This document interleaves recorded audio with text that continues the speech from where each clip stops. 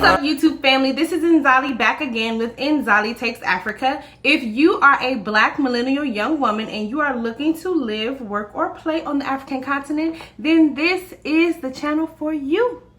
All right, so today I'm going to be talking about Dirty December. You know, right now, if you have not gone and watched my other video about Dirty December in Ghana, I'm going to post it. You can click on that link, watch that video so that you can know all the things that are taking place right now in Ghana in December. Okay, but this particular video is talking about some of the tips on how to remain safe. Okay, now I know one of the things that attracted me to Ghana, as I mentioned in my previous video as to why I decided to move to Ghana, as well as my comparison video between South Africa and Ghana, one of the biggest things is that Ghana is safe. It's one of the countries you can go to, you can let your hair down, you will feel like the world is off of your shoulders, right? However, with that, oftentimes what happens is that people get this like false sense of like, okay, well, because it's safe, nothing can happen. And that's absolutely false. Like everywhere in the world, things can happen, right? Because happens, right? And really any woman or man who's traveling abroad, these are just some tips that you can use to remain safe. All right, so let's go. All right, so the first tip, keep cash on you. Ghana is a cash heavy society, and although we have made a lot of advancements like the Gupa card, using Visa, having ATMs readily available, all of that, mobile money transactions, all of that is happening. However, we still are a very cash heavy, cash intensive country. And so just in case something happens, you should always have cash on you. Maybe you were expecting to ride with a friend, but something happened and now you need to catch a taxi or you need to catch an Uber and you don't have your debit card readily available, or you lost your debit card, or it was stolen, or anything like that. You should have cash. Also, in the case of medical emergency, you need cash, because in Ghana, when you go to the hospital, it's not kind of like the States where you can just kind of walk into an emergency care unit and they automatically treat you. You have to pay. So the easiest way to pay is to just have someone fork over that cash. Even if you are like non-responsive, you have cash on you, they can give it, pay for the services, and you can get what you need. All right, so tip number 2. Or not, it's not in any order, but the next tip. Don't let people know you are alone. So when I first moved to Ghana, or not even moved, when I first visited Ghana, I went in December of, I think it was 2015, I believe it was. And because you're so excited, you're new to the place. For some people, this is their first trip on the African continent. You just want to tell everybody, like you want to scream from the top of your lungs, yeah, this is my first time in Ghana. This is my first time in Africa, you know, blah, blah, blah, blah, blah, blah, blah. Don't do it. When you do that, you put a target on your forehead, your back, your side, everything, right?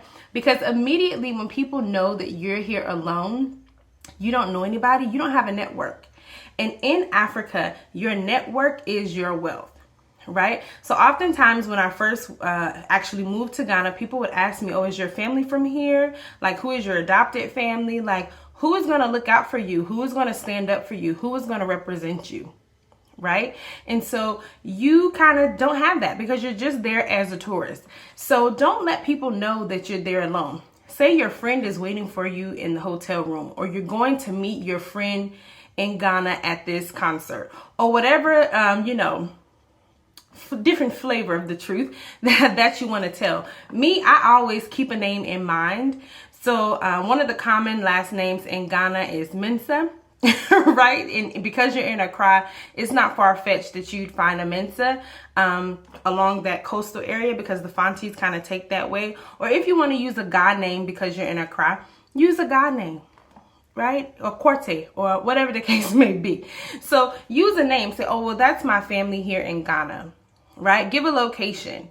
You know, oh, my family's from La, or my family's from Oda Shaman, or my family's from Brie, or you know, Peduasi, whatever you want to use. Okay, my family's from Kumasi. Right? I'm just visiting. So you kind of, make people feel like you're not there totally by yourself. Even though you may be an American, you may be a Black Brit, you may be from Canada, doesn't mean that you are alone. Okay? And let people know where you are. So if you're going with your friends or something like that, always let them know. If you're stepping out just to go to the Watch Lady, let them know that you're going to the Watch Lady so that people have a last point to refer back to if something should happen. Don't do this whole, I'm meeting up with a sneaky link, so I'm not going to tell people where I am. Definitely let people know where you are. Don't let people know that you're here alone. And if you want to make up a family like I do, make up a family. Okay? Fortunately at this point, I know enough people. I don't have to make up a family. And even when I first came, I did know a family. But still, if I didn't, when I was in South Africa and sometimes I would travel out of my community, I would just make up stuff. I would make up a family. Okay? All right, so let's move right along into the next tip. Don't be flashing your phones, your fancy new iPhones, and flashing your cash. Okay, and flashing your cash doesn't mean you're like a rapper in a video, I got money on my mind, flashing your money. But just counting your money out in front of people is something. Or always having your phone just kind of like in your hand and talking on speaker and all of that kind of stuff. Like, be I guess a bit more reserved, right? Because people, if I were a criminal and I was looking for an easy target, I'm going to choose the person that I know has something. And the person that I know who has something is the one who's showing it. Simple enough, right? So don't be flashing your money. Don't count your money all open willy-nilly. Don't flash your phone around, all of that kind of stuff. Cut it. Don't do it. All right, for the next one. Just remember, and this one maybe is more so for my ladies. Well, actually, no. Let me cut that out. It can go for men or for women, actually. So, you're in Ghana for a good time, not a long time, I shout out to Drake. However, don't be hooking up with just any old body. Now, my Ghana people, you will agree with me. People who have things to lose in Ghana don't have all day to be running around Accra with you. Let me say that again for the people in the back. People who are respectable, who have things to do, who are prominent, people who have things to lose, meaning they have a reputation that's on the line and it means something to them. They don't have all day to be running around with you from place to place to place in Accra for Dirty December. So that is your first clue that maybe this person is not the person that I should be spending a whole bunch of time with. Very simple. And the reason I say that is because it decreases your opportunity of being taken advantage of and you don't even know it. This is not your home turf. You are not familiar with the space. So it's easy for somebody to run game, right? And you're a tourist. So like I said, you are a walking target. So therefore, don't make it easy, right? Also, if you really think about it, December is family time in Ghana, and it is like church stuff for the most part, and funerals, right? Funerals, family time, church stuff, and weddings. So when you're thinking about people who actually really live in Ghana and have things going for themselves, that's what's really taking up most of their time during that holiday period, with these last 2 weeks of the year and maybe the first week. And then after that, people are going back to work. Right? So if the person doesn't have work, then you will know because they're running around Accra with you. And then that's your clue that I'm not going to be kicking it with you, because how you going to pay for something? Right? So I'm just saying, good time, not a long time, but don't be stupid.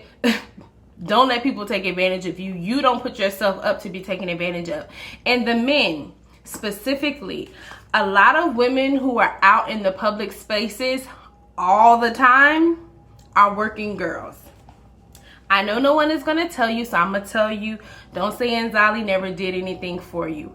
A lot of the women in those clubs and all of that stuff are actually working girls, if you know what I mean. So you do have to be careful. Okay, that's for the men. And I'm not talking about someone from the diaspora as well, but just something you should know culturally. It's not that often that you just find a group of Ghanaian women who haven't lived outside or anything like that just going out for a girls' night. They don't typically do that. They're always kind of like in a mixed crowd, or something like that, or they are a working girl. So if you just know that culturally, women, especially after a certain age, aren't just going out with their girls like that without being accompanied by somebody, then you know it's not real. So be careful. All right, so the next one, if you're going to take a tour with a respectable tour guide. Right? So that means someone you can find online where you can see plenty of pictures of them taking other people around. There are reviews. There are other people that you can reach out to see if they are a viable person. That's what I would suggest. I have 3 people off the top of my head. The first one is African Roots Travel by Mo. The second one is, oh my gosh, I think it's All Tours. I'm going to put the name at the bottom if I don't pronounce it correctly, but that's my friend Sam. And then also Him Tours. Yeah, Him Tours. They do a really, really good like personal tour. And all of them have different specialties. Like if you want a proper like Ga experience or Ghana experience where you get to go in and meet families and all that kind of stuff, then I would suggest Him Tours or African Roots Travel. If you want like more of a glossed experience, and I think Sam's tour company, and even, I mean, actually all 3 of them are really good. So those are the 3 people that I know off the top of my head that I know plenty of people have used. I know them personally, I know where they live, all that kind of stuff. Right? So use a proper tour agency so that you don't get duped. And then the next one, don't overshare information about yourself at home. Right? So you're out, you're meeting people, you're like, yeah, I'm from North Carolina and I used to do this and I work here and I make this much and I do this, blah, blah, blah, blah. Don't do that, right? People don't need to know your information like that. They don't need to know your whole resume, background, where you live, all of that kind of stuff. Keep it short, keep it cute, keep it fun, keep it light. All right? And another tip, Ghana is not a public, how should I say this?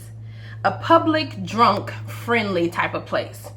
Meaning that people don't usually get like totally trashed and are just out in the street, right? You know, if you're coming from the States, which is my background, if you're intoxicated to that point, the club might have like a sober up room, or they may call someone for you, or they may put you in an Uber, or the police may be called if you're too much of a disturbance. They don't really have those things set up in place, and it's really kind of frowned upon. So yes, have a good time, drink if you drink, but just know that like the general public is not used to just seeing people totally trashed out and knowing how to respond to that type of information or that type of situation. And then I think my overall last tip is just monitor your food, monitor your drinks. Always be alert and monitoring your surroundings. Again, because you're coming for a dirty December, people know that you're a tourist. And although Ghana is safe, you do want to just keep in mind of what's happening around you. You know, as with any place that you travel, good things can happen, memories can be formed for the good or for the bad. And we want you to have all the good memories of Ghana like the rest of us do. We don't want you to have any of the bad memories. Okay? And especially for my people coming from the States, try to not be so combative. I know for some of us, we don't think we're being that way, but sometimes we do come off a bit aggressive, and that is quite alarming for a lot of Ghanaian people because they don't really handle conflict in the same way. So if that is it, which I think it is, if you have any other questions about safety tips, you can drop those in the comments below and I will respond as I see them. Don't forget to like, comment, or subscribe, and follow me on Instagram at Nzali Takes Africa. And if you want more of this content, hit the notification bell so that anytime my content posts, you will get a notification and then you'll be able to see it. So enjoy your dirty December, stay safe, and post all the pictures. I can't wait to see what you do. All right, if that is all, peace out.